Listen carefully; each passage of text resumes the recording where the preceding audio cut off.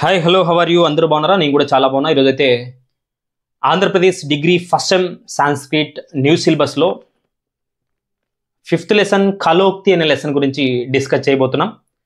So కలోక్తి అంటే ఏంటి అనేది కూడా మనం ఈ లెసన్ ద్వారా తెలుసుకుందాం. అలాగే కవి సారాంశం అంతా కూడా క్లియర్గా తెలుసుకుందాం. ఇది కూడా చాలా చాలా ఇంపార్టెంట్, పబ్లిక్ ఖచ్చితంగా వచ్చే అంశం.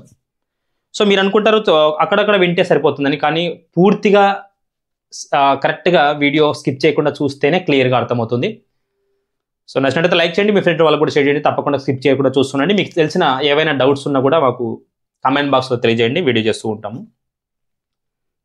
సో కలోక్తి అంటే ఏంటంటే కలుడు అంటే మానవుడు అని అర్థం. సో ఈ మానవుడికి ఉక్తి అంటే తెలివితేటలు, ఉక్తి అంటే మంచి మాట, మానవునికి నీతి చెప్పేటివి కలోక్తి అంటాం. సో ఇప్పుడు కలోక్తి రచించిన కవి ఎవరు అంటే నారాయణ పండితుడు. ఇతను హితోపదేశం అనే గ్రంథం రాశాడు. హితోపదేశంలో 4 భాగాలు ఉన్నాయి: మిత్రభేదము, మిత్రలాభము, అలాగే విగ్రహం, సంధి అనేటువంటి 4 ఉన్నాయి భాగాలు. సో ఈ విధంగా కవి పరిచయం రాస్తే సరిపోతుంది. సారాంశంలోకి వెళ్దాం మనం. గౌతమారణ్యం అనేటువంటి ఒకానొక ఆ ఊరిలో బ్రాహ్మణుడు నివాసం ఉండేవాడు. ఆ బ్రాహ్మణుడు యజ్ఞంలోకి బలి ఇవ్వడానికి ఒకానొక మేకని తీసుకురావడానికి అక్కడ పక్కనే ఉండేటువంటి ఒకానొక కొంచెం దూరంలో ఉండేటువంటి ఒక సంతకి వెళ్ళాడు. అక్కడికి వెళ్ళి ఒక మేకను తీసుకొని భుజం మీద వేసుకొని నడుచుకుంటూ అరణ్య మార్గంలో వస్తున్నారు. ఆ బ్రాహ్మణుని చూసినటువంటి 3 దొంగలు, 3 వంచకులు అనుకున్నారంట, ఖచ్చితంగా వీని దగ్గర నుంచి ఈ మేకని మనం కొట్టేయాలి అని చెప్పేసి అనుకున్నారు. వెంటనే దీన్ని ఎలాగైనా తీసుకోవాలని చెప్పేసి ఒక్కొక్కరు ఒక్కొక్క ప్లేస్లో ఉన్నారంట. అంటే ఒకడు ఇక్కడ నుంచి మళ్ళీ ఒక 1000 మీటర్ల దూరంలో ఇంకొకడు, అక్కడ నుంచి 1000 మీటర్ల దూరంలో ఒక్కడు నిలబడుకున్నారు. ఒకడు ఇక్కడ, ఒకడక్కడ, ఒకడు ఇంకెక్కడో. అక్కడ 3 అలా దూరంలో నిలబడి ఉన్నారంట. సో ఆ విధంగా కొంత దూరం నుండి దాన్ని ఒక అతను చూశాడు. ఫస్ట్ ఉండేటువంటి వాడు చూసి, ఓ బ్రాహ్మణ, ఎందుకు కుక్కని తీసుకెళ్తున్నావు అని అడిగాడంట. అరే ఏంటి, నేను మేకని తీసుకుపోతుంటే కుక్కని తీసుకుపోతున్నావు అంటారు అని అనుకున్నాడు ఆ బ్రాహ్మణుడు. దుర్జనులు పదే పదే మంచివాడికి ఏదైనా చెప్తూ ఉంటే, ఇప్పుడు నేను ఏదైనా ఒక యాపిల్ తింటుంటాను, అది యాపిల్ కాదు, అది యాపిల్ కాదురా, ఏదిరా అది తింటున్నావు నువ్వు అని చెప్పేసి వేరే పేరు చెప్తే 10 మంది ఒకటే పేరు చెప్పినప్పుడు నేను కూడా దాన్ని డౌట్గా దాన్ని కింద పడేస్తా. సో ఇలా దుర్జనుడు పదే పదే ఆ బ్రాహ్మణుడు తీసుకుపోతున్నటువంటి మేకని, అరే నువ్వు కుక్కను మోసుకుపోతున్నావు ఏంద్రా అని ఫస్ట్ వాడు అడగడం, తర్వాత రెండో వాడు, అరే నువ్వు కుక్కను మోసుకుపోతున్నావు ఏంట్రా అని అడగడం, తర్వాత 3వ వాడు, అరే నువ్వు కుక్కను మోసుకుపోతున్నావు ఏంట్రా అని అడగడం. సో ఇలా అడగడం వల్ల అతనికి, ఆ బ్రాహ్మణుడికి చిత్రకర్ణుడు అనేటువంటి ఒంటెకు పట్టినటువంటి ఒకానొక దుర్గతి, అంటే ఒక కథ గుర్తుకొచ్చిందనమాట. ఆ కథే ఇది.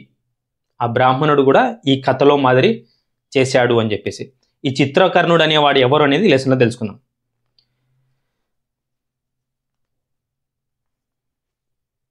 చిత్రకర్ణుడు అనేటువంటి ఒంటెకు పట్టినటువంటి గతి ఎలా ఉందో ఈ బ్రాహ్మణుడి రూపంలో మనకు ఒక కథ ఉందన్నమాట.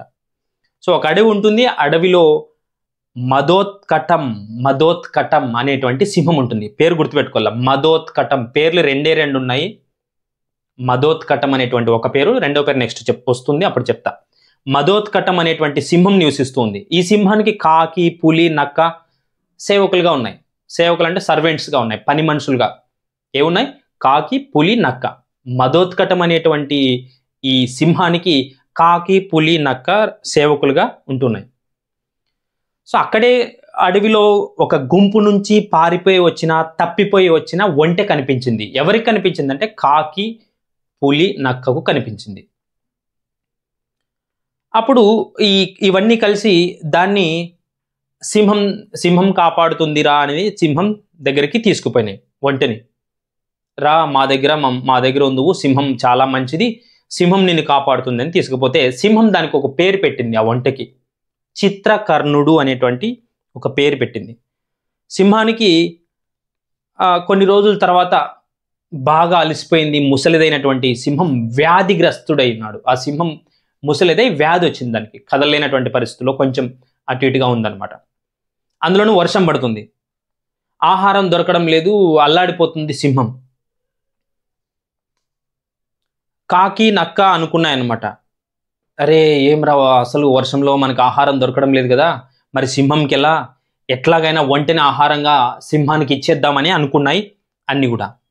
ఎందుకంటే ఆహారం లేనప్పుడు పాము పిల్లల్ని తింటుంది కదా, ఇలా అన్నమాట. కోడి గుడ్లు పొదిగినప్పుడు ఒక్కొక్కసారి ఆ గుడ్డులో ఉండేటువంటి దాన్ని పొడుచుకొని ఆహారంగా తింటుంది కోడి కూడా.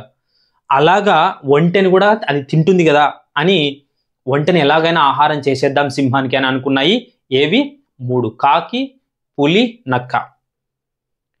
సింహం అనింది ఆ మూడు జంతువులతో సింహం అనింది అనమాట, ఆ కాకితో, పులితో, నక్కతో. ఏంటి ఆహారం దొరకలేదా, ఎన్ని రోజులు అవుతుంది, నాకు ఆకలిగా ఉంది కదా అని అడిగింది. మనం జీవించే మార్గమే లేదా అని సింహం అనింది ఆ మూడిటితో. కాకి వెంటనే చెప్పింది, ఒంటని చంపుకొని తిందాం అని. సింహం అనిందనమాట, అభయం ఇచ్చాను కదా నేను, దాన్ని చంపనని, ఎలా చంపాలి ఇప్పుడు నేను అనింది. ఎందుకంటే దానాల్లో అత్యంత ముఖ్యమైన దానం అభయ దానం. అంటే దీన్ని నేను చంపననుకున్నాను కదా, మరి ఎలా చంపాలి అని అనుకుందంట. సో సింహం చంపదు, ఎలాగైనా ఒంటెని తనంతట తానే సింహంకి ఆహారం అయ్యే విధంగా ప్లాన్ చేసింది ఈ కాకి.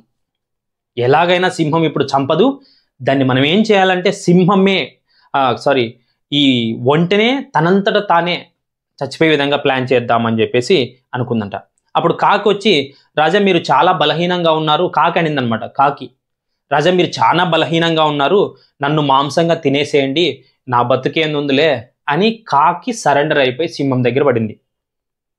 కానీ అప్పుడు ఎలా నేను తింటాను, నువ్వు నా సేవకుడివి కదా అని నువ్వు పక్కకు పో అని చెప్పేసి కాకిని వదిలేసింది ఆ సింహం. మదోత్కటం అనేటువంటి సింహం.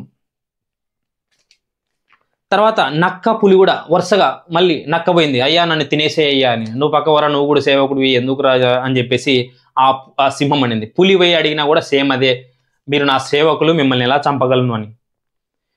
అప్పుడు ఈ చిత్రకర్ణుడు అనేటువంటి ఒంటె అనుకుందనమాట, అరే ఈ మూడింటిని వదిలేసిందంటే నన్ను కూడా వదిలేస్తుంది కాబట్టి నేనే దాని దగ్గరికి పోదాం అని చెప్పేసి ఆ ఒంటె వెళ్ళి, నన్ను తినండి వెంటనే, ఆహారంగా మీకు మారిపోతాను అని ఒంటె ఒప్పుకుంది ఆ సింహం దగ్గర. వెంటనే లేచి ఆ సింహం ఒంటెని చంపి ఆహారంగా స్వీకరించింది. సో ఇది ఈ బ్రాహ్మణుడు విషయం అనమాట. ఆ బ్రాహ్మణుడు కూడా ఇలా వెళ్తున్నటువంటి బ్రాహ్మణుడు, ముగ్గురు చెప్పినటువంటి మాటలు విన్నటువంటి ఆ బ్రాహ్మణుడు ఆ మేకని కింద వదిలేసి వెళ్ళిపోయాడు. ఆ ముగ్గురు దుండగులు ఆ మేకని తీసుకొని కోసుకొని అక్కడికక్కడే తినేశారు. దీని నుంచి మనం నేర్చుకోవాల్సింది ఏంటంటే, ఎవరైనా ఒక చెడ్డవాళ్ళు ముగ్గురు పదే పదే మైండ్ వాష్ చేయడం వల్ల మంచి వాళ్ళు కూడా చెడిపోతారు అని దీనివల్ల మనం సందేశం తెలుసుకోవాల్సిన అవసరం ఉంది. సో ఇది మన ఏం లెసన్ అబ్బా, ఇది కలోక్తి అనేటువంటి lesson. Thank you so much for watching Trilokya 6600.